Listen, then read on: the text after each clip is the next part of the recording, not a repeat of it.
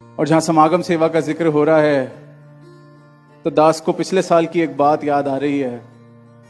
Morning सेवा समालखा में पिछले साल पहली बार शुरू हुई तो दास को भी इनकी कृपा से सेवा पर जाने का अवसर मिला। तो दास कोई अनुभव तो नहीं, ना कोई ऐसी समझ कि किस तरह से क्या करना है, पर कस्सी चलाने की कोशिश कर रहा था अपनी तरफ से। तो थोड़ी कुछ मिनट बीते, 10-15 मिनट, तो देखा कि हाथ पर छाले पड़ने शुरू हो गए हैं। पर दास कर रहा था कि चलो कोई नहीं, कभी कभी अवसर मिला है दातार माते से अरदास की कि शक्ति बख्शो सेवा कर सकें। 5 मिनट ये सिलसिला और चला। पीछे से एक आवाज आई कि थोड़ा ढीला पकड़ो। बहुत जोर से पकड़ी हुई है कस्सी। एक महापुरुष वो माहिर होंगे इस कला में, इस सेवा में, तो उन्होंने बस इतनी सी आवाज दी। अब दास ने सुनी, दास ने कहा आई तो मेरे लिए ही है ये आवाज। कोशिश की कि चलो पकड़ के देखते हैं। पहले मन में सवाल आया कि ढीला पकड़ेंगे तो चलेगी कैसे, पर करके देखी। और फिर अगले पूरे महीने जब भी कस्सी चलाने का अवसर मिला उसको ऐसे ही पकड़ा और हाथ पे कुछ जख्म नहीं आए।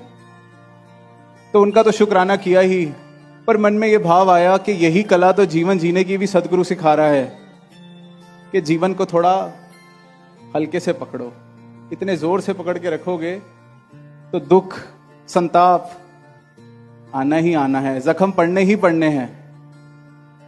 आराम से, सहज भाव, इस जीवन को ऐसे पकड़ो, इस कला से पकड़ो कि आराम से, जख्म भी नहीं देगा और उपयोग भी पूरा हो जाएगा इस जीवन का। इसके सारी ये जो सुख सुविधाएं हैं, किसी को इतनी जोर से या कस के ना पकड़ लेना कि वो फिर तुम्हें, जो तुम्हारे इस्तेमाल के लिए आई थी, वो तुम्हें जख्म देने लगे, दुख देने लगे, जीवन की हालत ऐसी हो जाए। तो ये जीवन जीने की वो कला सिखा रहे हैं। इनके गुरसिक और भी जीवन में उसी कला के साथ कितने और फायदे हैं वो सिखा रहे हैं।